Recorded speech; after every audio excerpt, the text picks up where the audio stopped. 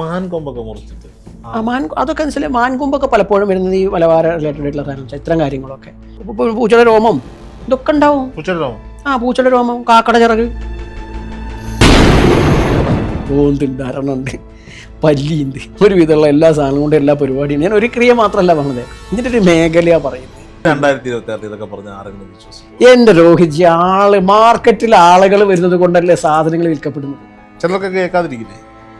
അറിയില്ല. നമ്മൾ ഏറ്റ ആൾക്കാരുടെ ഗുണങ്ങളല്ലേ നമുക്കുള്ള അറിയാം. ഏറ്റാത്തവർ നമ്മളോട് ഒന്നും പറയുന്നില്ല. ചിലർക്ക് എന്നെ വിളിച്ച് പറഞ്ഞിട്ടുണ്ട്, ചിലയിടത്തൊക്കെ പോയി ചിലത് ചെയ്തിട്ട് ഏറ്റില്ല, എന്റെ ഇത്ര രൂപ പോയി. അല്ല, അതൊക്കെ ഉണ്ടാവും. ഇപ്പൊ നിങ്ങൾ കേസ് കോടതിയിൽ കൊടുത്തു കഴിഞ്ഞാൽ ഈ പറഞ്ഞ വക്കീൽ നന്നായി കേസ് വാദിക്കും, ജയിക്കാത്തതില്ലേ. ഇപ്പോൾ ഒരു സിറ്റിങ്ങിന് 1 ലക്ഷം, 2 ലക്ഷം, 3 ലക്ഷം, 5 ലക്ഷം, 10 ലക്ഷം വരുന്ന അഡ്വക്കേറ്റുമാരില്ലേ, കേസ് ജയിക്കാതെ പോകുന്നില്ലേ. അതുപോലെ തന്നെ ഡോക്ടേഴ്സ് ആണെങ്കിലും തന്നെ 100% ഓക്കെ ആവാണ്ട് ആള് മരിച്ചു പോയിട്ടില്ലേ. ചെയ്യുന്നത് നമ്മൾ 100% വിജയിക്കാനാണ്. കാരണം അത് നമ്മളുടെ പ്രൊഫഷണലാണ്. അത് വിജയിക്കണം ഉദ്ദേശിച്ചാണ് ചെയ്യുന്നത്. അതിന് എല്ലാ എഫേർട്ടും നമ്മൾ എടുക്കും. അപ്പൊ നന്മയുള്ളിടത്തല്ലേ ദൈവം നിൽക്കുള്ളൂ. ദൈവം അങ്ങനെ നന്മയുള്ളിടത്ത് ദൈവം പ്രാർത്ഥിക്കുന്നതോടൊപ്പം നിൽക്കുക. കക്കുന്നവനും എപ്പോഴും നമ്മൾ ഇവിടെ തന്നെയാണ്, കക്കുന്നവനും കട്ടുപോയവനൊക്കെ വിളിക്കുന്ന ദൈവത്തെയാണ്. അപ്പൊ ഈ ചെറുനാരങ്ങ കൊണ്ടാണ് വിദ്വേഷണം ചെയ്യുന്നത്? അല്ല, അത് വിദ്വേഷണം ചെറുനാരങ്ങ കൊണ്ടുള്ളതല്ല. അല്ല, അതെന്താ വെച്ചാൽ അവിടെ വെച്ചാൽ ആഭിചാര കർമ്മങ്ങൾക്ക് വേണ്ടി ചെറുനാരങ്ങ ഉപയോഗിക്കുന്നു എന്നുള്ളത് കൊണ്ട് അവിടെ ഈ പറഞ്ഞ പോലെ നിയമസഭയിലും മറ്റും അല്ലെങ്കിൽ മന്ത്രിസഭയിലൊക്കെ ഓരോ പ്രശ്നങ്ങൾ ഉണ്ടാകുമ്പോഴാണ് അവിടെ പറഞ്ഞത്. വിദ്വേഷണത്തിന് ചെറുനാരങ്ങ എന്ന് മാത്രമൊന്നുമില്ല. ചിലപ്പോൾ ചേന ഉപയോഗിക്കും, ചെറുനാരങ്ങ ഉപയോഗിക്കും, മറ്റു മൃഗങ്ങളെ ഉപയോഗിക്കും, ഏലസ് ഉപയോഗിക്കും, പല ഭക്ഷണങ്ങൾ ഉപയോഗിക്കും. ഒന്നിനിടെ ഇവർ ആയിക്കൊണ്ടിരിക്കുക പല രീതിയുണ്ട്. കോഴിക്കോട് ഇരിക്കുന്ന ഒരാൾക്ക് ഇവിടെ വിദ്വേഷണം ചെയ്യാൻ പറ്റുമോ നമുക്ക്? തീർച്ചയായിട്ടും അടുത്ത ആൾ വേണമെന്നില്ലല്ലോ. പൂജ നമ്മൾ സ്വയം പ്രാർത്ഥിച്ചിട്ട് എവിടെ കിടക്കുന്ന ഗുരുവായൂർ പോയിട്ടുള്ള ആൾക്കാർക്ക് വേണ്ടി, എറണാകുളത്തും തിരുവനന്തപുരത്തുള്ള ആൾക്കാർ ഗുരുവായൂർ പ്രാർത്ഥിക്കുന്നില്ലേ, എൻ്റെ മകന് നല്ലത് വരുത്തണേ എന്നുള്ളത്. അത് നടക്കുന്നില്ലേ? ഇതും അങ്ങനെ തന്നെ. അങ്ങെപ്പോഴും കേരളത്തിലെ കടന്ന് കളിച്ച ഇട്ടാവട്ടത്ത് കിടന്ന് താരം കളിക്കുന്നവൻ ഇവിടെ തന്നെ പറഞ്ഞു. അങ്ങനെയൊന്നല്ല, പുറത്ത് വിദേശത്ത് ഏറ്റവും കൂടുതൽ ആളുകളൊക്കെ കോണ്ടാക്ട് ചെയ്യുന്നത് വിദേശത്ത് നോക്കില്ല. ഇപ്പൊ മാധ്യമങ്ങൾ വേറെ ഉണ്ടല്ലോ. അവരെന്താ വെച്ചാൽ അവർ നേരിട്ട് വരേണ്ട ആവശ്യം. 2026 ഇതൊക്കെ പറഞ്ഞ ആരെങ്കിലും വിശ്വസിക്കും? എന്റെ രോഹിജി, മാർക്കറ്റിൽ ആളുകൾ വരുന്നത് കൊണ്ടല്ലേ സാധനങ്ങൾ വിൽക്കപ്പെടുന്നത്. ഇത് അനുഭവത്തിന് കൊണ്ട് ആളുകൾ വരുന്നു എന്നുള്ളത് അവർക്ക് അനുഭവം ഉള്ളത് കൊണ്ടല്ലേ. ചിലർക്ക് കേൾക്കാതിരിക്കില്ലേ? അറിയില്ല. നമ്മൾ ഏറ്റ ആൾക്കാരുടെ ഗുണങ്ങളല്ലേ നമുക്കുള്ള അറിയാം. ഏറ്റാത്തവർ നമ്മളോട് ഒന്നും പറയുന്നില്ല. ചിലർക്ക് എന്നെ വിളിച്ച് പറഞ്ഞിട്ടുണ്ട്, ചിലയിടത്തൊക്കെ പോയി ചിലത് ചെയ്തിട്ട് ഏറ്റില്ല, എന്റെ ഇത്ര രൂപ പോയി എന്നൊക്കെ. അല്ല, അതൊക്കെ ഉണ്ടാവും. ഇപ്പൊ നിങ്ങൾ കേസ് കോടതിയിൽ കൊടുത്തു കഴിഞ്ഞാൽ ഈ പറഞ്ഞ വക്കീൽ നന്നായി കേസ് വാദിക്കും, ജയിക്കാത്തതില്ലേ. ഇപ്പോൾ ഒരു സിറ്റിങ്ങിന് 1 ലക്ഷം, 2 ലക്ഷം, 3 ലക്ഷം, 5 ലക്ഷം, 10 ലക്ഷം വരുന്ന അഡ്വക്കേറ്റുമാരില്ലേ, കേസ് ജയിക്കാതെ പോകുന്നില്ലേ. അതുപോലെ തന്നെ ഡോക്ടേഴ്സ് ആണെങ്കിലും തന്നെ 100% ഓക്കെ ആവാണ്ട് ആള് മരിച്ചു പോയിട്ടില്ലേ. ഏത് കാര്യത്തിലും അതുകൊണ്ട് ഫെയിലാവൊക്കെ ചെയ്യും. പക്ഷെ ചെയ്യുന്നവൻ ബോധപൂർവ്വം ചെയ്യുന്നത് നമ്മൾ പറയുന്നില്ല. ഇപ്പൊ ഞാനാണെങ്കിലും ശരി, ചെയ്യുന്നത് നമ്മൾ 100% വിജയിക്കാനാണ്. കാരണം അത് നമ്മളുടെ പ്രൊഫഷണലാണ്. അത് വിജയിക്കണം ഉദ്ദേശിച്ചാണ് ചെയ്യുന്നത്. അതിന് എല്ലാ എഫേർട്ടും നമ്മൾ എടുക്കും. റിസൾട്ട് ഉണ്ടാക്കുന്നത് നമ്മളല്ലേ. പിന്നെ നമുക്ക് ഡൈ പഠിച്ചാൽ മതി. നമ്മൾ ആത്മാർത്ഥമായിട്ട് ചെയ്യുന്നു, അവിടെ ദൈവം എന്നുള്ള സത്യമില്ലേ. അതും കൂടി ഒന്ന് പറയൂ. ഉപാസനാമൂർത്തി കൂടി ഞാനൊരു കാര്യം ചോദിക്കട്ടെ. ഒരു പാർട്ണർഷിപ്പ്, അവർ നന്മയുള്ള 2 പേരാ, ഒരാൾക്ക് കണ്ണുകടിയാ ഉമ്മര് വളരുന്നതിന്, അത് ദൈവം അവന്റെ കൂടെ ആയിരിക്കില്ലേ? നന്മ അവന്റെ കൂടെ അല്ലേ? അതിനുള്ള സ്വാധീനിക്കാനല്ലേ പൂജാ പദ്ധതികൾ വേറെ വേറെ വെച്ചേ. ആ സ്വാധീനിക്കാനുള്ള എല്ലാ എഫേർട്ടും കർമ്മം എടുക്കുന്ന പറഞ്ഞ ആരാണെങ്കിലും അവൻ നന്മയുള്ളിടത്തല്ലേ ദൈവം നിൽക്കുള്ളൂ. ദൈവം അങ്ങനെ നന്മയുള്ളിടത്ത് ദൈവം പ്രാർത്ഥിക്കുന്നതോടൊപ്പം നിൽക്കുക. കക്കുന്നവനും എപ്പോഴും നമ്മൾ ഇവിടെ തന്നെയാണ്, കക്കുന്നവനും കട്ടുപോയവനൊക്കെ വിളിക്കുന്ന ദൈവത്തെയാ. ഇവിടെ ദൈവം എന്ന് പറഞ്ഞാൽ പരമമായിരിക്കുന്ന പ്രപഞ്ച സത്യത്തെ അല്ല പറയുന്നത്, കലകളെയാണ് പറയുന്നത്. അതിൽ സ്വാധീനിക്കുന്ന മറ്റോനെ എങ്ങനെയാ വെച്ചാൽ ഈ പറയുന്ന അർച്ചകനെ സംബന്ധിച്ചാൽ, കർമ്മം ചെയ്യുന്ന ആളെ സംബന്ധിച്ച് താന്ത്രികനോ മാന്ത്രികനോ പറ്റേ, അയാളെ സംബന്ധിച്ച് വെച്ചാൽ അയാൾ ഇരിക്കുന്ന പോലെ, അയാൾ പ്രാർത്ഥിക്കുന്ന പോലെ മറ്റൊരു നേരില്ല. അവനവൻ്റെ ബിസിനസ്സിൻ്റെ ഒപ്പാ ഡെയിലി ഒന്ന് പട്ടുള്ള പോവുക ചെയ്യുള്ളൂ. ഇവനങ്ങനെയല്ല, മോട്ടിഫായിട്ട് ഇവൻ്റെ ഓരോ കാര്യങ്ങൾ ചെയ്യുക. ഇതിനൊക്കെ ഒരു ടൂളും റൂട്ടും ഉണ്ടാവുമല്ലോ, ഇക്വേഷൻസ് ഉണ്ടാവില്ലേ. ആ രീതിയിൽ നിരന്തരം പ്രവർത്തിക്കുമ്പോൾ എന്തായാലും അവിടെ ഫലിക്കപ്പെടും. മറ്റൊന്നും ടൈമില്ലേ, അതിനും പറ്റുമ്പോഴാണ് പറ്റീന് ജോലിസിനെ കാണാം. കർമ്മങ്ങളൊക്കെ അർദ്ധരാത്രിയിലാണോ ചെയ്യുക? ഒട്ടുമിക്ക ഇത്തരം കർമ്മങ്ങൾക്ക് രാത്രിക്ക് തന്നെയാണ് പ്രാധാന്യം. അത് ശാന്തത, അതിനു വേണ്ട രാത്രി ആക്കിയത്. പകല് പ്രകൃതി ഉണർന്നിരിക്കുന്ന സമയമല്ലേ, നമ്മൾ എത്ര ശാന്തമായാലും ശാന്തത ഉണ്ടാവില്ല. എല്ലാത്തിനും അങ്ങനെയൊന്നുമില്ല. അതൊക്കെ ഓരോ സമ്പ്രദായത്തിലാണ്. എന്നുവെച്ചാൽ ഇപ്പോൾ മലബാർ സമ്പ്രദായത്തിലൊന്നും എല്ലാവരും ഭസ്മൊന്നുമില്ല. അപ്പോൾ സ്വാഭാവികമായിട്ടും ഭസ്മം മാരി പൂശുക അല്ലെങ്കിൽ കുറേ ഹോമം ഇതൊന്നും ആവശ്യമില്ല. വെറുതെ അതിനായിട്ട് ഇവിടെ രണ്ടും പരിപാടി നടത്താം. അപ്പം എന്താ വെച്ചാൽ ഇട്ടുകളും വേണമെന്നില്ല. ഇപ്പോൾ നമ്മളെന്നെ പറഞ്ഞത് മാറുന്ന കാലഘട്ടത്തിൽ ഈ ടൂൾസ് പൂജകൾക്കൊക്കെ പകരം നമ്മളതിനൊക്കെ ടൂൾ മാറ്റി വരണം. വെച്ചാൽ ടൂൾ ഇല്ലാണ്ട് ചെയ്യാൻ പറ്റുന്ന കാര്യത്തിലേക്ക് വരണം. അപ്പോൾ നമ്മളൊരു ലക്ഷ്യം തന്നെ ഇപ്പോൾ ചാത്തൻ പൂജ മറ്റുള്ളതൊക്കെ ഈ ഏതൊരു സ്ഥലത്തും ഇപ്പോൾ അങ്ങ് ഓഫീസിലാണ്, അങ്ങനെ രാവിലെ നമുക്ക് പൂജിക്കാൻ സമയം കിട്ടില്ല. നേരെ വന്നു കഴിഞ്ഞാൽ അങ്ങനെ ഞങ്ങളുടെ മുന്നിൽ ഇരുന്നിട്ട് എനിക്ക് ഇഷ്ടപ്പെട്ട ഉപാസന, പ്രത്യേകിച്ച് മലബാർ സമുദായത്തിൽ അത് ലാപ്ടോപ്പിലൊരു സംഭവം അതിലിരുന്നിട്ട് അങ്ങനെ തുറന്ന കമ്പ്യൂട്ടറല്ല, പൂജാ സെറ്റപ്പാണ്. അങ്ങനെ അവിടെ നിന്ന് ചെയ്ത് നീച്ചു പോകാൻ പറ്റണം. അതായത് ഇരുട്ടും പകലും രാത്രിയൊന്നും പൂജയ്ക്കൊരു വിഷയാവരുതിയാണ്. ഇതിലും അങ്ങനെ തന്നെ. സമയം രാത്രി തിരഞ്ഞെടുക്കുന്നത് ഇതുകൊണ്ടാണ്, സൈലൻ്റ് ആയിരിക്കും. അപ്പോൾ ഷാർപ്നെസ് കിട്ടും. ഹോമൊന്നും വേണമെന്നൊന്നുമില്ല, എല്ലാവരും ഹോമം. മലബാര സമയത്തിൽ ഹോമത്തിനേക്കാൾ കർമ്മത്തിനുള്ള പ്രാധാന്യം. ഒരു നാക്കലിട്ടാലും മതി. എല്ലാവരും കോഴിയെ കൊല്ലൊന്നും കരുതണ്ട, അങ്ങനെയൊന്നും കരുതരുത്. എല്ലാവരും ബലിയൊന്നും ആവശ്യമില്ല. ഓരോ ക്രിയക്കും അതിൻ്റെ വ്യത്യാസം. തേങ്ങയുടെ തൊണ്ടിലൊക്കെ കത്തിച്ച് വെച്ചിട്ട് കർമ്മങ്ങളൊക്കെ ചെയ്യുന്നത് അതാണ്. തേങ്ങയുടെ തൊണ്ടും മുട്ടത്തൊണ്ടും അല്ലെങ്കിൽ ചെമ്പരത്തിപ്പൂവും ഇതൊക്കെ ഉണ്ടാവും അവിടെ. എന്താ വെച്ചാൽ എടുക്കുന്ന ഈ വെപ്പൺ എന്ന് പറഞ്ഞാൽ സാധനങ്ങൾ എന്ന് പറഞ്ഞാൽ അതൊക്കെ ഓരോ കർമ്മികളുടെ ഇഷ്ടത്തിനാണ്.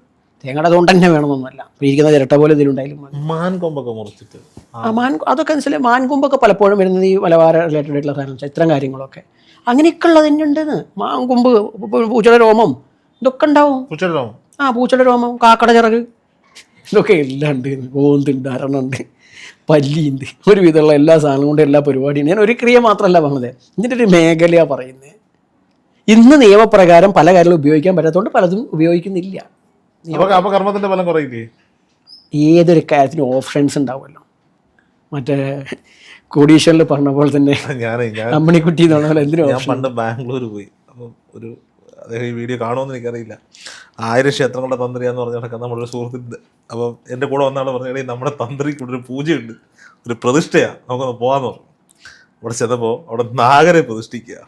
നാഗർക്ക് അഷ്ടബന്ധം ഇടില്ല. ഈ പുള്ളി ഈ കുഴയിലേക്ക് ഇറക്കി വെച്ചിട്ട് ഇത് ഇരിക്കുന്നില്ല, ഇതിന് ചരിവ്. അവിടെ ഇങ്ങനെ എല്ലാവരും നോക്കിയിരിക്കുന്നത്. ഞാൻ ചോദിച്ചു തന്ത്രി എന്തി, തന്ത്രി ഇപ്പോൾ വരും. ഞാൻ നോക്കുമ്പോൾ തന്ത്രി മറ്റേ ബാംഗ്ലൂരിലുള്ള ഒരു അമ്പലമാണ്, ഒരു വീടിൻ്റെ, ബാംഗ്ലൂരൊക്കെ എല്ലാവരുടെ വീടുകളിലും അമ്പലം ഉണ്ടല്ലോ, ഒരു ചട്ടി ഇങ്ങനെ ഒരു കൊളുത്ത് വെച്ച് ഇങ്ങനെ കൊളുത്തി പിടിച്ചിട്ട് എടുത്തുകൊണ്ട് വരിക. അപ്പം നമ്മൾ ഈ ബാങ്കൊക്കെ വന്ന് സീൽ ചെയ്യുന്നൊരു സാധനം ഉണ്ടല്ലോ, പൂട്ടൊക്കെ സീൽ ചെയ്ത് വെക്കുന്ന. ഞങ്ങളുടെ വീട്ടിലത് പണ്ടുണ്ടായത്, എന്തിനാണെന്ന് എനിക്കറിയത്തില്ല. അച്ഛൻ എന്തോ ഈ ടെൻഡറുകൾ സീൽ ചെയ്ത് വിടാൻ വേണ്ടി ഞങ്ങളുടെ വീട്ടിൽ വെച്ചിട്ട് ഈ സാധനം വാങ്ങിപ്പിച്ചിട്ട് ചട്ടിയിലോട്ട് ഉരുക്കി കൊണ്ടുവന്നേക്കാണ്. അതന്നെ ആവണമെന്നില്ല കേട്ടോ. കടി ശർക്കര പറഞ്ഞിട്ട് സംഭവം ഉണ്ട്, അതിങ്ങനെയാണ്. അതെന്നുവെച്ചാൽ ടാറ് പോലെയാവും. അത് ചട്ടിയിലിട്ട് ഉരുക്കുമ്പോൾ ഉരുക്കും. കടി ശർക്കര വെച്ച് നാഗരെ പ്രതിഷ്ഠിക്കാൻ പറ്റുമോ? അതിപ്പോൾ അവരുടെ സമ്പ്രദായം അങ്ങനെ ഉണ്ടെങ്കിലും. ഞാനതിന് ശേഷം ഇത് കണ്ടെനിക്ക് ഒന്ന് സാധാരണഗതിയിൽ നാഗര് ചരപ്രതിഷ്ഠയാണ്, ഇളകുന്നതാണ്. പക്ഷെ അത് അഷ്ടമമായിട്ട് ഉറപ്പിക്കാൻ പാടില്ല എന്ന് എന്നെപ്പോലെ ആൾക്ക് പറയാൻ പറ്റില്ല. അദ്ദേഹത്തിന് സമ്പ്രദായം ആയിക്കൂടാന്നില്ല, നമുക്കറിയില്ല. എന്റെ തെറ്റാണ്, അദ്ദേഹം ക്ഷമിക്കട്ടെ. ഇത് ടാറായിക്കോളാൻ വഴിയില്ല. കാരണം അദ്ദേഹം അറിവുള്ള ഒരാളാണെങ്കിൽ ഇതായിരിക്കും. ഇത് ചട്ടിയിലിട്ട് ഉരുക്കുക ചെയ്യാം. എന്താണെന്ന് വെച്ചാൽ ആ ചൂടോർക്കെ കൊടുത്ത് ഒഴിക്കും വേണം. ഇതല്ല, ഇതാണ് സാധനം. ഞാൻ ഉദ്ദേശിച്ച സാധനം ഇത് തന്നെയാ. ആ മറ്റേ അരക്ക് പോലിരിക്കുന്ന നീളത്തിലുള്ള അതിന്റെ മണമുള്ള സാധനം. പിന്നെ കാലം മാറിയില്ലേ, പാലക്കാട് തോന്നുന്നു കാലം മാറിയില്ല. അദ്ദേഹത്തിന് തോന്നുന്നു അവിടുത്തെ ആളുകളുടെ സാമ്പത്തിക അങ്ങനെ വാങ്ങിച്ചു. അങ്ങനെ പണ്ടിതില്ലാത്തതുകൊണ്ടാണല്ലോ ശർക്കര. അതെ, തീർച്ചയായിട്ടും. ശർക്കര അതെ, പിന്നെ ഈ പറഞ്ഞ വെള്ളാരം കല്ല് കുത്തിപ്പിടിച്ചിട്ട് അങ്ങനെ കുറെ സാധനങ്ങളുണ്ട് ഇതിൽ. അവിടെ ടൈറ്റ് ആക്കുള്ളൂ, അപ്പൊ പിന്നെ തുറയ്ക്കും. അഷ്ടമന്ത്രി കളവെഴുതി പാട്ടിന് പച്ചില ഉണക്കി പൊടിച്ച് പച്ച ഉണ്ടാക്കും. ഇപ്പോഴും കഥയും കുങ്കുമപ്പൊടികളായില്ലേ? അല്ല, ഇപ്പൊ പച്ച കളർ മേടിച്ച് ആ പൊടികള്, കുങ്കുമം എന്ന് പറഞ്ഞുള്ളൂ, ആ പൊടികള് മാർക്കറ്റിൽ നിന്ന് പാക്കറ്റ് എവിടെയാ? അപ്പം കാലാനുസൃതമായ മാറ്റങ്ങൾ മെറ്റീരിയൽ ഉണ്ടാകും. മെറ്റീരിയൽ അതുകൊണ്ട് ഈ വസ്തുക്കളല്ല, പൂജയ്ക്ക് വസ്തുക്കൾക്ക് എപ്പോഴും ഓപ്ഷൻസ് ഉണ്ട്. നിയമപരമായി ഇതിന് സാധ്യതയുണ്ടോ ഇതൊക്കെ ചെയ്യാൻ? നിയമപരമായിട്ട് നിയമം എങ്ങനെയാ വെച്ചാൽ സ്വതവേ ഇന്നത്തെ നിയമപ്രകാരം ഇപ്പോൾ പുതിയ ആഭിചാര കുളോത്ര നിയമമൊക്കെ വരുന്നുണ്ട്, നിരോധന നിയമം വരാൻ പോകുന്നുണ്ട്. പ്രത്യേകിച്ച് എന്ന് വെച്ചാൽ നമ്മുടെ ഇപ്പോഴത്തെ മന്ത്രിസഭയിലെ MLA, അതിൻ്റെ പേര് കിട്ടുന്നില്ല, പത്രോസോ പൗലോസോ സ്വന്തം പേര് കിട്ടുന്നില്ല, എന്തായാലും തോമസ് എന്തായാലും നിയമസഭയിൽ ഒരു ബില്ല് അവതരിപ്പിച്ചു. ആ ബില്ല് സൽക്കാരം പരിഗണിച്ചില്ല. എന്നിരുന്നാൽ പോലും ഇപ്പോൾ പൂക്കാസക്കാർ, പുരോഗമന സാഹിത്യ സംഘത്തിൻ്റെ ആൾക്കാർ ഹൈക്കോടതിയെ സമീപിച്ചു. ഹൈക്കോടതി സർക്കാരിനോട് ചോദിച്ചിട്ടുണ്ട്, എന്താണ് ഈ നിയമം പ്രാബല്യത്തിൽ വരാത്തത്, എന്താ നിങ്ങൾക്ക് ബുദ്ധിമുട്ട് ചോദിച്ചു. സർക്കാർ അപ്പോൾ അതുകൊണ്ട് തന്നെ ഇപ്പം അന്ന് കുറേ ഒരു വിവാദം ഉണ്ടായി. നമ്മളൊക്കെ സർക്കാരിനെ എഴുത്ത് അയച്ചിട്ടുണ്ടായിരുന്നു. അപ്പോൾ നമ്മൾ മാത്രം അയച്ചു നല്ല കേട്ടോ, ഒരുപാട് ആൾക്കാർ നമ്മൾ അയച്ചിട്ടുണ്ടായിരുന്നു. അപ്പോൾ എന്തായാലും ശരി, സർക്കാർ ഇപ്പോൾ എന്തായാലും ഒരു 3 അംഗത്തിൻ്റെ ഒരു കമ്മീഷൻ വെച്ചിട്ടുണ്ട്. ആ കമ്മീഷൻ അവരെന്ത് വേണം, ഈ ഒരു നിയമത്തിൻ്റെ ഒരു കരട് തയ്യാറാക്കണം. സമർപ്പിച്ചു കഴിഞ്ഞാൽ പുതിയ നിയമം വരും. ഇപ്പോൾ ഓൾറെഡി എന്താ വെച്ചാൽ ഒരു ക്രൈസ്തവ പ്രതിനിധി, ഒരു ഹിന്ദു പ്രതിനിധി, ഒരു മുസ്ലിം പ്രതിനിധിയൊക്കെ വഖഫ് ബോർഡിൻ്റെ ആളൊക്കെയാണല്ലോ. അങ്ങനെയൊക്കെ ആയിട്ട് ഉള്ള ആളുകളുണ്ട്. നമ്മൾ അതിലും നമുക്ക് അഭിപ്രായ വ്യത്യാസമുണ്ട്. ഷെഡ്യൂൾ കാസ്റ്റും ഷെഡ്യൂൾ ട്രൈബിൻ്റെ പ്രതിനിധികൾ ഓൾറെഡി ഇല്ല, അത് പ്രത്യേകം തന്നെ പരിഗണിക്കപ്പെടുന്നതാണ്. അപ്പോൾ അങ്ങനെ ചെയ്യുന്നുണ്ട്. അപ്പോൾ ആ ഒരു പുതിയ നിയമം വരണം. ഞാൻ പുതിയ നിയമം വന്നിട്ട് വേണോ? വേണ്ട. ഓൾറെഡി ഇവിടെ തന്നെ ഒരു ബ്ലാക്ക് മാജിക്കിനെതിരായിട്ടുള്ള ഒരു നിയമം ഓൾറെഡി ഉണ്ട്, നമ്മുടെ നാട്ടിൽ നിലനിൽക്കുന്ന നിയമമുണ്ട്. ആ നിയമപ്രകാരം ഇത്തരം കാര്യങ്ങൾ ചെയ്യുന്നതൊക്കെ തെറ്റ് തന്നെയാണ്. അപ്പോൾ അങ്ങ് ചോദിക്കും, പിന്നെ അത് ചെയ്യുന്നതോ ചോദിക്കും. ഇവിടെയാണ് ഈ തെറ്റ് നിശ്ചയിക്കുന്നത്. എവിടെയാണ് ഈ തെറ്റ് നിശ്ചയിക്കുമ്പോൾ നമുക്ക് ആത്യന്തികമായിട്ടുള്ള ഇന്ത്യൻ ഭരണഘടനയാണ്. ഭരണഘടന മൗലിക അവകാശമായിട്ട് വിശ്വാസ സ്വാതന്ത്ര്യം നൽകിയിട്ടുണ്ട്. ഒരാളെ ഉപദ്രവിക്കുന്നില്ല, ഒരാളെ നമ്മൾ പോയിട്ട് ഒന്നും ചെയ്യണില്ല. നമ്മുടെ വിശ്വാസപ്രകാരം നമുക്ക് ചെയ്യാൻ പറ്റുന്ന കാര്യങ്ങളെ ചെയ്യുന്നുള്ളൂ. പിന്നെ എല്ലാം പബ്ലിക് അല്ലേനും. ഇപ്പോൾ ഏതെങ്കിലും ഒന്ന് പിന്നെ നിയമവിരുദ്ധമാണെങ്കിൽ ആൾ നിയമവിരുദ്ധമായ ആൾക്കാർ ഈ സംഭവങ്ങൾ പുറത്ത് കാണിക്കാൻ പോകുന്നുണ്ടോ? ഇല്ല. അതൊക്കെ നടന്നു പോകും. പിന്നെ എന്തൊരു കാര്യം നിയമത്തിൻ്റെ വിലക്ക് വരുമ്പോൾ മാർക്കറ്റിൽ ഡിമാൻഡ് കൂടുമോ കുറയോ? കൂടും. കൂടും. റിസ്ക് ഉണ്ട്. റിസ്ക് എടുക്കുമ്പോൾ പൈസയും കൂടണം. ഇപ്പം നമ്മളൊക്കെ പറഞ്ഞ നിരോധന ബില്ല് വന്നോട്ടെ, നിയമം വന്നോട്ടെ, ഒരു കുഴപ്പമില്ല. പ്രത്യേകിച്ച് ഇതിൽ പ്രശ്നം ഉണ്ടാകുമെന്ന് വെച്ചാൽ ഞാൻ പറഞ്ഞു കഴിഞ്ഞു, ആദിവാസി ഈ ദളിത് വിഭാഗങ്ങളുടെ ആരാധനകളൊക്കെ കൂടുതൽ മുതലായിട്ട് ചിത്രീകരിക്കാൻ സാധ്യതയുണ്ട്. അതിനെതിരെ നമ്മൾ എന്തായാലും കോടതിയിൽ പോകും. അത് ആചാരങ്ങൾക്കെതിരെ കടന്ന്. മറ്റതൊക്കെ എന്ന് പറഞ്ഞാൽ ആവശ്യങ്ങളാണ്. അതിനെതിരെ നിയമം വന്നുകൊണ്ട് നമുക്കൊരു കുഴപ്പമില്ല. അതൊക്കെ വഴിക്ക് നടന്നു പോയിക്കോളും. ഈ പറയപ്പെടുന്ന വിദ്വേഷണം, സ്തംഭനം, ഉച്ചാടനം, പൊടി, ഇതൊന്നും ആഭിചാരത്തിൽ വരുന്നതല്ല. അല്ല. എന്താ ചോദിച്ചത്? ഇപ്പം പറയുന്നതൊക്കെ അത് ആഭിചാരമാണോ? എന്താണ് വിശ്വാസം? വിശ്വാസത്തിൻ്റെ ഭാഗമാണ് ഇതൊക്കെ. ഒരു നന്മ പ്രവർത്തിപ്പിക്കാൻ ഞാൻ അങ്ങോട്ട് പറഞ്ഞതാണ്, ഒരുത്തർക്ക് എല്ലാ കഷ്ടപ്പാടും വരുമ്പോൾ അവനനുസരിച്ച് രക്ഷ നേടുന്നത് ദൈവത്തോട് പറയും. അപ്പോൾ ദൈവത്തോട് പറയുമ്പോൾ ദൈവത്തോട് പറയുന്ന രീതിക്ക് ഒരു ഹിന്ദു ട്രഡീഷണലായിട്ട് ഒരു പൂജാപദ്ധതിയാണ് പറഞ്ഞിരിക്കുന്നത്. അങ്ങനെ പറയുമ്പോൾ ഓരോ പൂജയ്ക്കും ഓരോ പേരിട്ടിരിക്കും. അത്രയേ ഉള്ളൂ. നിങ്ങളിപ്പോൾ കാര്യസാധി പുഷ്പാഞ്ജലി, ശത്രുസംഹാര പുഷ്പാഞ്ജലി ഇല്ലേ, രക്തപുഷ്പാഞ്ജലി, ഇതൊക്കെ പറയാറില്ലേ? ഇത് പറയുന്ന പോലെ ഒരു പേരാണ് ഇതൊക്കെ. ആ പേര് കേട്ടാൽ ഒന്ന് ഉദ്ദേശം. ഇപ്പം വിദ്വേഷണം എന്ന് കേട്ടാൽ സ്വാഭാവികമായിട്ട് എന്തായി? അത് പിരിക്കാനുള്ളതാണ്. അതൊരു പൂജയാണ്, വിശ്വാസത്തിന്റെ ഭാഗമാണ്. അത് ചെയ്യാൻ പോലും അറിയാൻ പറ്റുമോ? സ്തംഭനം ചെയ്ത് സ്തംഭനം എന്ന് പറഞ്ഞു കഴിഞ്ഞാൽ ഇപ്പോൾ നടക്കുന്ന ആളിങ്ങനെ നിർത്തുന്നതല്ല സ്തംഭനം, അത് ടാബ്ലോ ആണ്. അതല്ല, പ്രവർത്തി സ്റ്റെക്കാവുക. ഇപ്പോൾ അതായത് ഒരു ഉദാഹരണത്തിന് രോഹിത്ജി ഇപ്പോൾ കുഴപ്പമില്ലാണ്ട് മീഡിയ ഓടിച്ചുകൊണ്ടിരിക്കുകയാണ്. അപ്പോൾ അപ്പുറത്തുള്ള ചാനലുകാരന് തോന്നുകയാണ് ഇപ്പോൾ ഇതിങ്ങനെ സ്മൂത്തായിട്ട് കൊണ്ടുപോകണ്ടല്ലോ, അത് വലിയ സുഖമില്ല. ബാബാജി ഇത് ചെയ്യാൻ വരുമ്പോഴേ ഇത് ആർക്കെതിരെ ചെയ്യുന്നുള്ള പേരും അഡ്രസ്സും മേടിക്കാറുണ്ടോ? പിന്നെ അല്ലാണ്ട് ഡീറ്റെയിൽ എനിക്ക് വേണ്ടേ? അങ്ങയുടെ പേരൊന്നും വന്ന ഒരിക്കലും എന്ന് വെച്ചാൽ നമ്മള് പരിചയമുള്ള ആളുകള് എല്ലാവരും ചോദിക്കുന്ന ഒരു കാര്യം കേട്ടോ. വന്നിട്ട് അല്ല ഇതിന്റെ ആൾക്കാർ മറ്റേ ആൾക്കാർ ഞങ്ങൾക്കെതിരെ ചെയ്യാൻ വന്നാൽ നിങ്ങൾ ചെയ്യോ? അപ്പൊ നമ്മൾ സ്വാഭാവികമായിട്ടും പറയും നിങ്ങളുടെ കേസ് ഞാൻ ഏറ്റെടുത്തില്ലേ, അതുകൊണ്ട് ചെയ്യില്ല. മറ്റേ ഏതോ ഒരു സിനിമയിലെ ലാല് ഒരു കാലെടുക്ക 25,000 അതുണ്ട്. കച്ചവടം ഉറപ്പിച്ചില്ലെങ്കിൽ അങ്ങനെ ഉണ്ട്. കച്ചവടം ഉറപ്പിച്ചു കഴിഞ്ഞാൽ സ്വാഭാവികമായിട്ടും അവർ നമ്മളെ ക്ലൈന്റാണ്. ആ ക്ലൈന്റിന് ദോഷം വരാതിരിക്കുക എന്നുള്ളത് നമ്മുടെ ഉത്തരവാദിത്തമാണ്. അത് നമ്മൾ ക്ലൈന്റായിട്ട് നിൽക്കുന്ന ആൾ ഭക്തൻ എന്നൊക്കെ പറയില്ലേ, ആ ലെവലിൽ നമ്മുടെ ആശ്രമത്തിലോടോ നമ്മളെ സിദ്ധ സംവിധാനങ്ങളോടോ ഭക്തിയുള്ള ആളുകളെ സംബന്ധിച്ച പ്രൊട്ടക്ഷൻ ഉണ്ട്. അപ്പം അങ്ങനെ ഭക്തി ഒന്നുമല്ല, അങ്ങനെ നമ്മൾ അത്രയും പരിചയമുള്ള ആളാണ്. അപ്പോൾ സ്വാഭാവികമായിട്ട് എന്താണ് അത്തരത്തിലൊരു ഉദാഹരണം പറഞ്ഞുള്ളൂ. അപ്പോൾ സ്മൂത്തായിട്ട് പോകുമ്പോൾ നിൽക്കുന്ന പറയൂ. അപ്പോൾ രോഹിത്ജിയുടെ കാര്യം അത് നമുക്ക് ആലോചിക്കാൻ പറയുന്നതുകൊണ്ടാ ഇപ്പം എന്തായാലും വേറെ ഇടത്തിൽ പോകും.